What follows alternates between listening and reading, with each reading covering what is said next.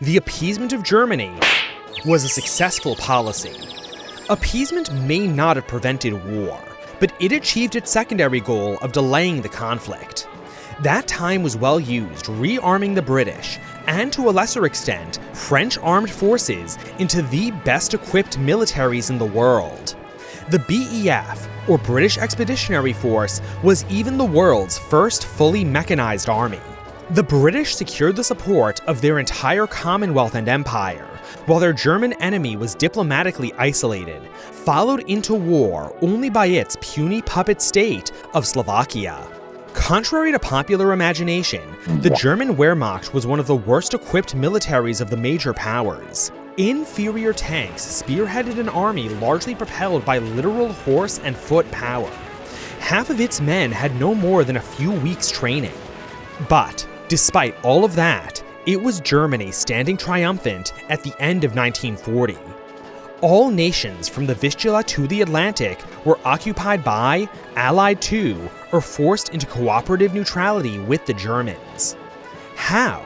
The answer partly lies in a plane crash in the little-known Belgian town of Mechelen.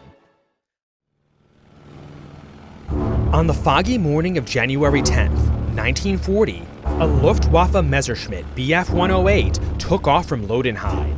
Aboard this plane, bound for Cologne, was Major General Helmuth Rheinberger, carrying detailed plans for the January 17th invasion of Belgium and the Netherlands. On account of the fog, the Messerschmitt flew off course and over the Belgian border.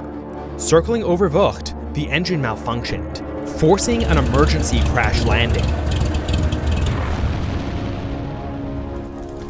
As the plane hit the ground, both of its wings were destroyed by passing Canadian poplar trees, and the weight of the engine tore off the plane's nose. Both the pilot and Rheinberger survived the crash, along with the invasion plans. So after learning from a local farmhand that they were in Belgium, one of the nations they planned to invade, Rheinberger rushed back into the wreck to destroy the documents.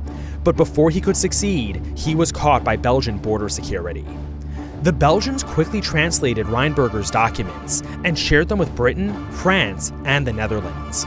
With January 17th fast approaching, the world braced for war. Several days later. Where the hell's the German army? That's a very good question. We're about to find out. So you can call me Ezekiel. And this is how Germany conquered France.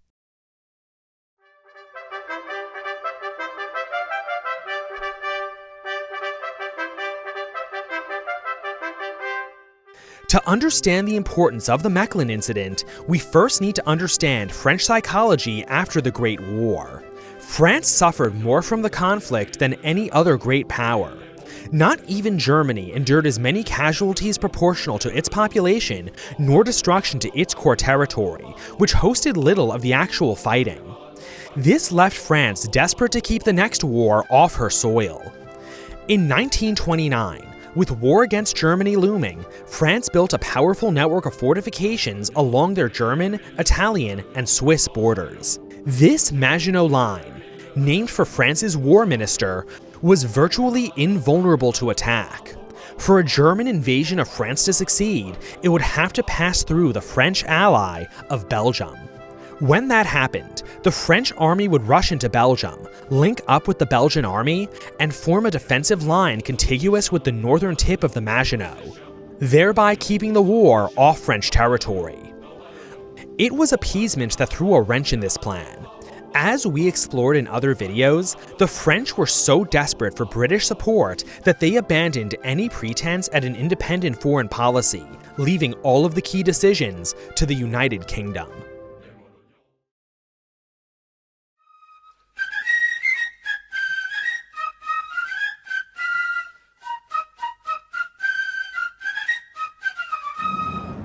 The British did not have the same interests as France on the continent.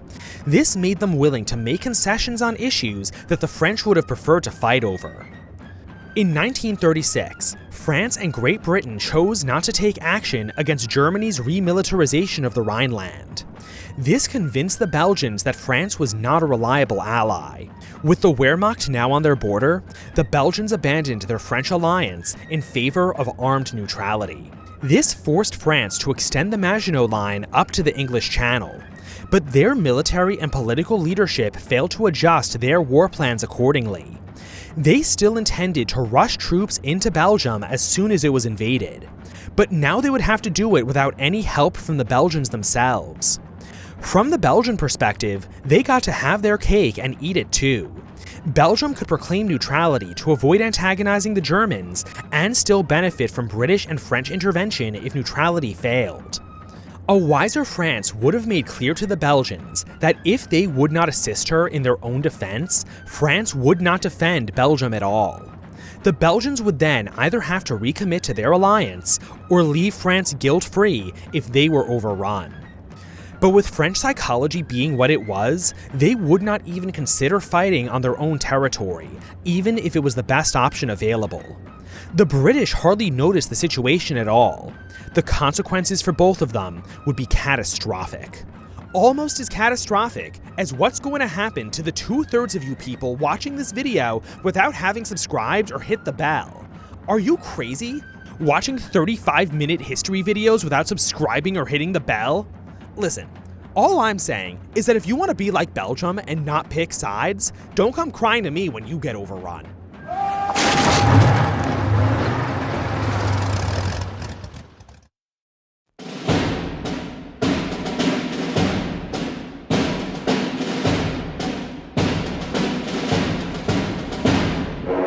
Following the occupation of Poland, Germany's eastern borders were safely nestled against the Axis-leaning neutrals of Lithuania, Hungary, and the Soviet Union. The occupations of Denmark and Norway meant that the Kriegsmarine had free rein to harass British shipping. The next step in Germany's grand strategy was to strike west and crush the Western Allies. Like with the Schlieffen Plan of the First World War, Germany had long since determined that victory could only be won by violating the neutrality of the Low Countries, but this time for very different reasons. Germany learned from the Great War that France could only be defeated through years of grinding conflict. But in the world of the 1930s, where offensive air power was heavily overestimated, the Germans believed they could bomb England into submission. Their plan was to invade and occupy parts of Belgium, northern France, and the Netherlands to use as air bases against England. This invasion was first scheduled for November 1939, but it would be postponed 29 times for a variety of reasons, including weather and the need to recover from the Polish campaign. These delays would also be used to alter the invasion plan. First, the partial occupations of Belgium and the Netherlands were turned into full occupations, accomplished through airborne troops securing key positions in river crossings. More significant changes came after proposals from General Erich von Manstein, the Chief of Staff of Army Group A. Manstein's ambitious plans, culminating in Fall Gelb, Case Yellow, called to use the invasion of the Netherlands as a feint to draw Allied armies into Belgium. Germany's Southern Army Group, with the greatest concentration of elite, armored, and mechanized forces, would then make a sickle cut through the Ardennes in southern Belgium, Luxembourg, and northern France, break through the French defensive line at the Meuse, and race north to the sea. The Allied armies lured into Belgium would thereby be surrounded and destroyed, forcing Britain and France to sue for peace. This was a daring plan. At great risk, the Germans could win total victory in just a few weeks. It was exactly the sort of plan that appealed to Hitler, who had himself proposed a similar idea to cross the Meuse at Sedan, inspired by the same maneuver in the Franco-Prussian War. More conservative elements of German leadership tried to hide the Manstein plan from him, but one way or another, it reached the Führer, and it was approved. The interactions between Axis and Allied war plans would be the decisive factor in the Battle of France.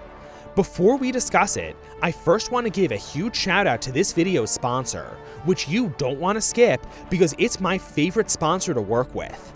Can you guess who it is? That's right, silly, it's you! Without you guys watching at home, this channel wouldn't be possible. Some viewers love these videos so much, they go as far as to support them on Patreon. so I want to extend a special invitation for you to join them. Just click the link to our Patreon in the description below this video. Our patrons don't just finance these videos, they get awesome rewards too, including access to exclusive chat rooms on our Discord server where you'll have direct access to me, the ability to add one or more Countryballs to the group shot featured at the end of each video, and getting your name into the credits. For our biggest supporters, I'll even read your name aloud at the end of each video. Links to our Patreon can be found below. Your support is what makes videos like this one possible, so let's get back to it.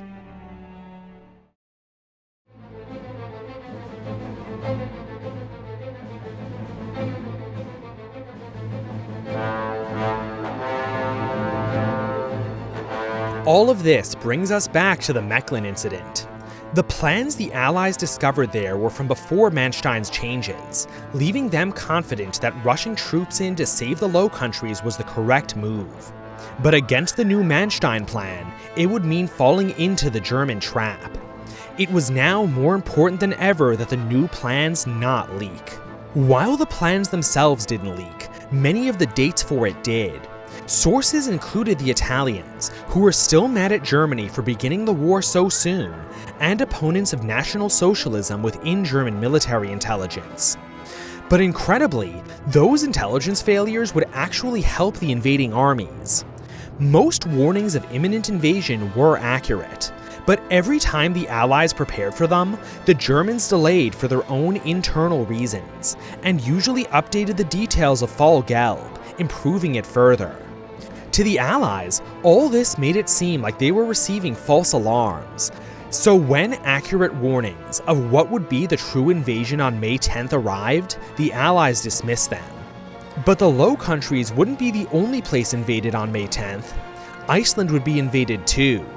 Its attacker would be the United Kingdom. Ostensibly, this invasion was to keep the strategic island out of German hands, after the Icelanders refused to join the Allies willingly. But the Germans had no designs on Iceland, leaving them free to protest Britain's violation of this neutral nation's sovereignty. The British retorted that Denmark and Norway were neutral nations too, which would have been far more poignant had Britain not violated Norway's neutrality first in Operation Wilfred, the mining of Norwegian waters to disrupt Swedish ore shipments. So leave a bomb emoji in the comments to add yet another violation of Norway's neutrality to the record of Axis and Allied breaches of international law.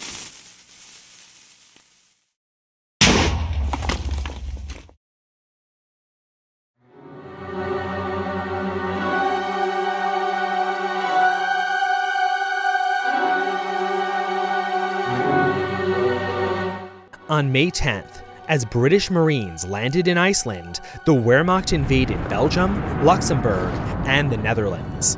Participating in the operation were roughly 1,000 German fighter planes and 1,500 bombers, including close air support.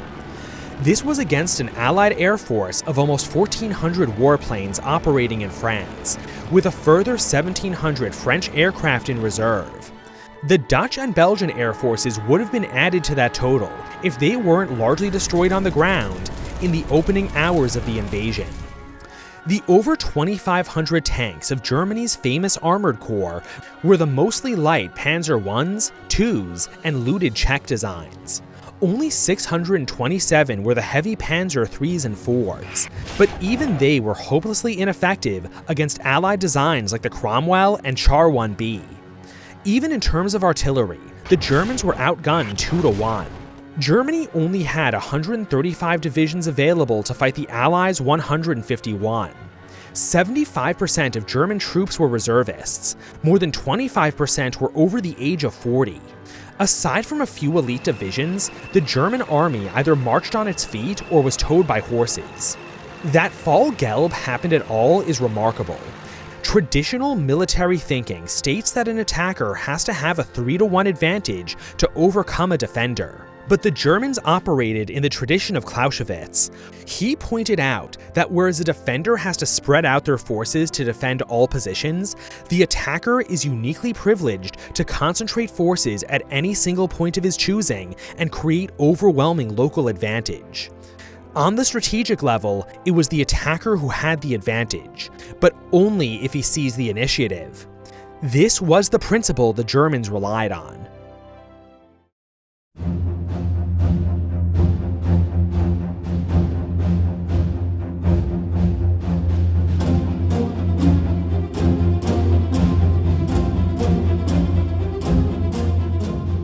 When Fall Gelb launched on May 10th, both Britain and France were in the middle of political crises. Chamberlain's government was collapsing under the weight of the Norway debacle, as the Paris government infought over grand strategy and leadership. With the invasion of the Low Countries now a fact, it was time for the Allies to implement their war plans. But how much of the Low Countries they should try to save, and with what troops, was still an open question. Options ranged from defending along the River Escaut, Dial, or even as far out as Antwerp, to include parts of the Netherlands in the defensive line. For once, the Allies showed ambition by trying to defend as much of the Low Countries as possible. To reach the furthest sections of this line, the Allies' fastest units, including the entire BEF, would have to be sent, and the length of the front also meant they'd have to send in the entirety of France's reserve forces. Dutch defensive plans were to fall back to their easily defended west, but it had been almost 100 years since the Netherlands last fought a major war. This inexperience wasn't helped by their army being caught totally by surprise, their air force's destruction on the ground, and German paratroopers taking key positions all over the country. The Dutch army was forced to retreat north, away from the Allies, before surrendering on the 15th. The Dutch Queen and government fled to form a government in exile, where they could at least contribute their rich colonial empire and large merchant fleet to the war effort. Thanks in large part to the arrival of Allied armies and their own armed neutrality, the Belgians fared much better than their northern neighbor. But, like the Dutch, the Belgians never coordinated war plans with the Allies, so the effectiveness of the Allied troops was severely limited. That German airborne troops were all over Belgium did little to help. Chaos and confusion abounded, as streams of refugees clogged up the roads needed to reach key positions.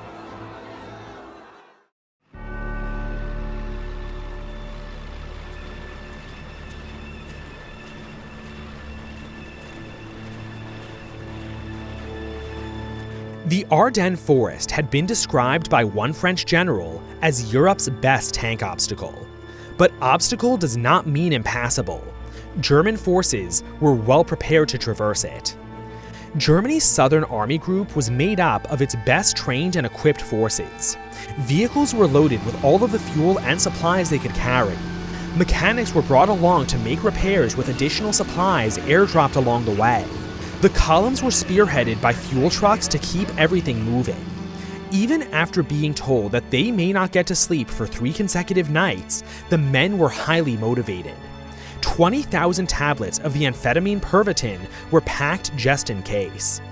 But all of this planning and preparation was almost totally ruined when one of the poorly trained infantry units accidentally cut across the route of the armored formations, causing the world's biggest traffic jam. By the 13th, the jams reached over 170 miles long. The whole operation was terribly vulnerable to counterattacks. But lucky for the Germans, the attacks never came. Allied aircraft had spotted the Ardennes columns as early as the first day, only for their reports to be ignored. The French, who were best positioned to respond, simply thought it too absurd to be true. Even an aerial attack could have severely damaged the exposed German armies, but the air war wasn't going the Allies' way either. While heavy casualties had been inflicted on the Luftwaffe, sometimes up to hundreds of planes per day, it wasn't enough to win air superiority, or even deny the Germans close air support.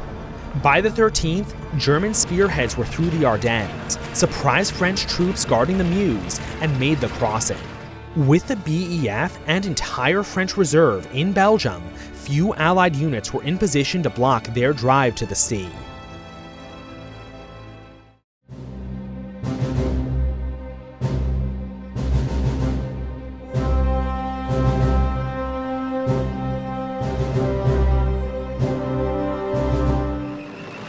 Despite their amazing progress, advancing panzer armies were ordered to halt so the infantry could catch up and guard their flanks. However, German doctrine empowered local commanders to ignore orders and exploit opportunities, so long as they were willing to bear responsibility for the outcome. That's exactly what the panzer leaders did, so the advance continued. Back in England, Neville Chamberlain was ousted as Prime Minister and replaced with Winston Churchill, though Chamberlain would remain in government as part of a new 5-man war cabinet, granting much-needed legitimacy to the oft-doubted Churchill. Anticipating invasion, calls went out for volunteers aged 17 to 60 to join armed local defense forces. 250,000 men volunteered within a week, and fortifications were built along the English coast. When the French finally acknowledged reality, they ordered counterattacks against the still vulnerable German columns. But the French still relied on telephone wire and dispatch riders for communications, meaning that orders were slow to reach their units. When troops finally received their orders, they were usually too demoralized and disorganized to act on them. This shockingly weak resistance allowed the Germans to reach the sea on the night of May 20th to the 21st. The successful encirclement of Allied forces against the Channel only heightened the urgency to counterattack. A pincer movement by the encircled forces in the north and French army from the south was planned for the 21st. If successful, it would have meant Germany's best units becoming encircled themselves. But French forces were so disorganized that only pathetic amounts of troops participated in the attack, and without any air support to speak of. Inevitably, it was a failure. Desperate, France replaced its failing military leadership with more vigorous and active commanders. Most notable was Philippe Pétain, hero of the Battle of Verdun. But it was too little too late. Their second attack on the 26th also failed.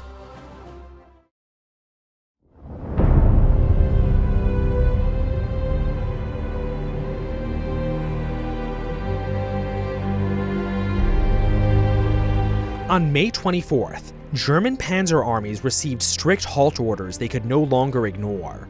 Leaders behind the lines falsely believed that the Flanders region the Allies had been boxed into was too marshy for tanks. Instead, the Luftwaffe would destroy the encircled Allies from the sky. Allied intelligence services picked up on the halt order. Taking advantage of the respite, the BEF was ordered to Dunkirk to await evacuation. By May 30th, the entire army was around the city, as French forces guarded their rear. But all of this left Belgium rather in the lurch. On May 28th, the Belgian army and King Leopold III surrendered to the Germans, with the king electing to remain in the country where he would become a German prisoner. This was against the advice of his government, which fled into exile, and broke the precedent set by the Dutch royal family and Belgium's own King Albert in 1914. Back in cabinet, the British determined that they were clearly beaten in France. The possibility of making peace was brought up, but it wasn't especially serious, and Prime Minister Churchill, one of the most hawkish men in government, insisted on fighting. It was believed that the war could still be won through blockades, bombing campaigns, and supporting rebels on the continent. Even help from the Americans seemed possible. Not even knowing whether the BEF would be evacuated, the British Empire staked its future on defeating Germany and its European empire. Neither empire would survive to the end of the century. By June 4th, 338,000 British and French troops evacuated from Dunkirk, but without any of their heavy equipment. Over 85,000 vehicles and 2,500 guns, the fruits of over a decade of appeasement that made the BEF the most modern army in the world, was left in German hands.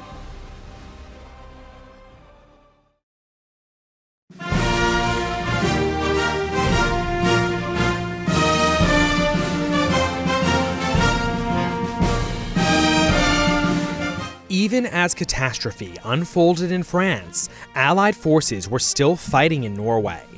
But on May 24th, the decision was made to evacuate. In Operation Alphabet, 24,500 British, French, and Polish troops left Norway between June 4th and June 8th. This allowed the Germans to take the last contested position at Narvik and forced the Norwegian army's surrender on the 10th. The Norwegian government and royal family made it safely to England, along with much of their gold reserves. German victory in Norway had cost practically its entire surface fleet. 1 of 2 heavy cruisers, 2 of 6 light cruisers, 10 of 20 destroyers, 1 torpedo boat, and 6 U-boats. Only a pitiable fleet of a single heavy cruiser, 2 light cruisers, and 4 destroyers was left ready for action. The rest were confined to dockyard for repairs. The same day as Norway's exit from the war, the Italians joined it. This was a remarkable reversal in Italian policy, which had been to remain neutral on account of their terrible unpreparedness for a great power conflict. Italy was hardly any better prepared now, but with France clearly about to fall and Britain seeming likely to make peace, the Italians wanted to take a share of the spoils. From France, the Italians hoped to win colonies and territory on the continent. From the British, they sought to overrun the lightly defended Egypt, take the Suez Canal, and link up their North African possessions with Italian East Africa. This would achieve Italy's great national ambition of secure access to the world's oceans. The Allies tried to prevent Italian entry into the war by offering economic and colonial concessions. But with massive numerical advantages along all fronts, why should the Italians settle for less?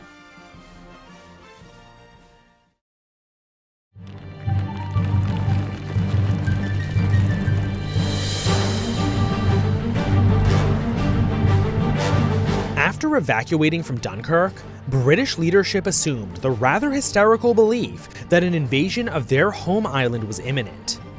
But the Germans chose to put that off until after Fall Rot, Case Red, the occupation of France.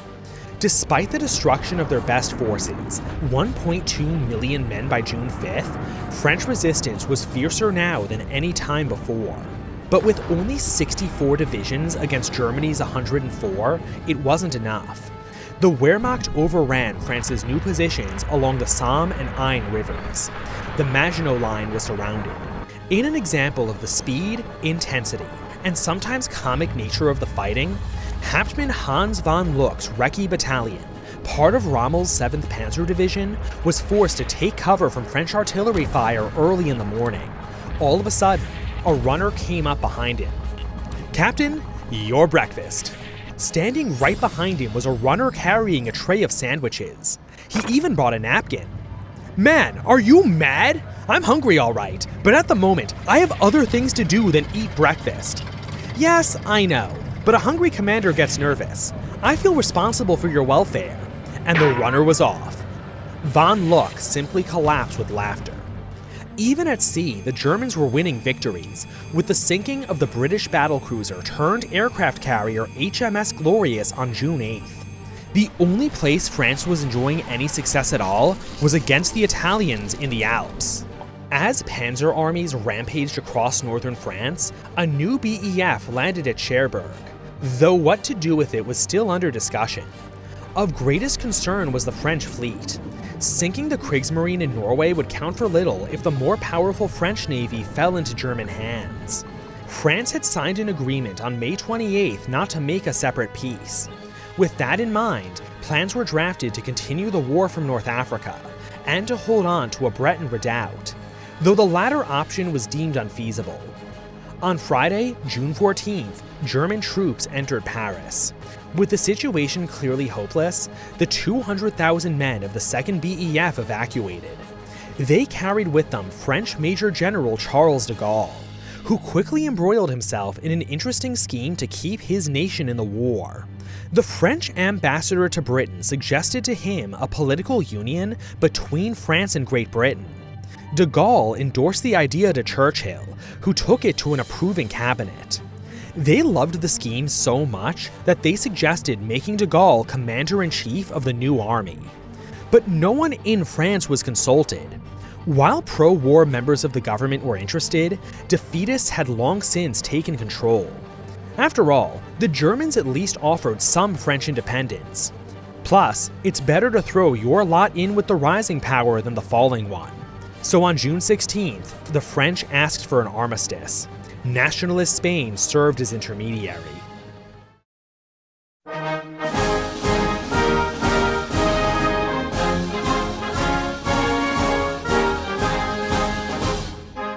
Under Philippe Pétain and politician Pierre Laval, a new French cabinet was formed and given emergency powers to extricate France from the war.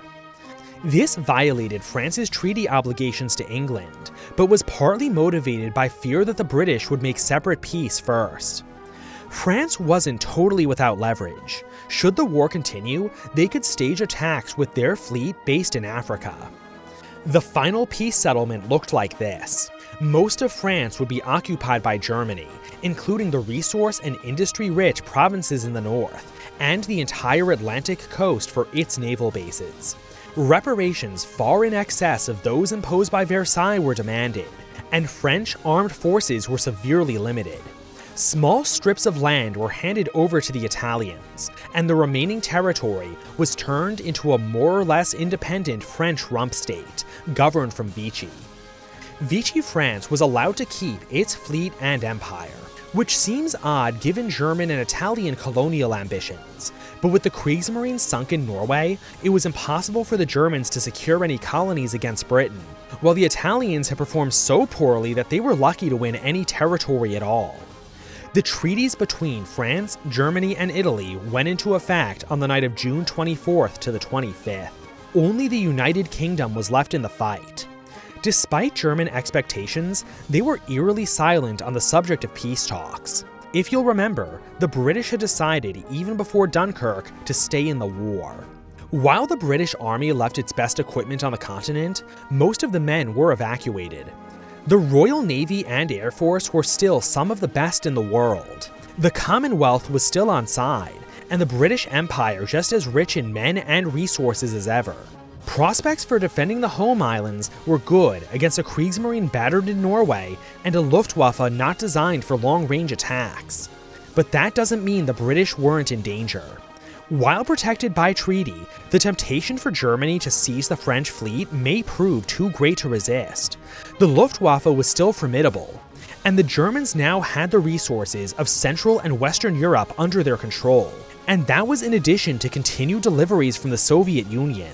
There was even talk of a full-blown alliance between the dictatorships. The fate of the world hangs in the balance, to be decided in a series of stunning clashes between 1940 and 1941. But that's going to have to be the topic for our next video, because this has been how Germany conquered France. This video was funded by the French Diplomatic Corps, as a part of their desperate efforts to convince the Belgians to actually allow France to participate in the defense of their own country, including France's top negotiators, Duke Nelson, Feline Man, G.S. Rogers, Josiah, Karazin, Lord Inquisitor Zarius Drackhart, Pater, Petri von Steiff, Swiss Cheesis, the Raven Union, and the Union of X. And by this video's sponsor, you. Without our supporters on Patreon, this channel wouldn't be possible. The link to where you can join them and get awesome rewards is in the description. Like, comment, and subscribe for more. I'll see you in the next one.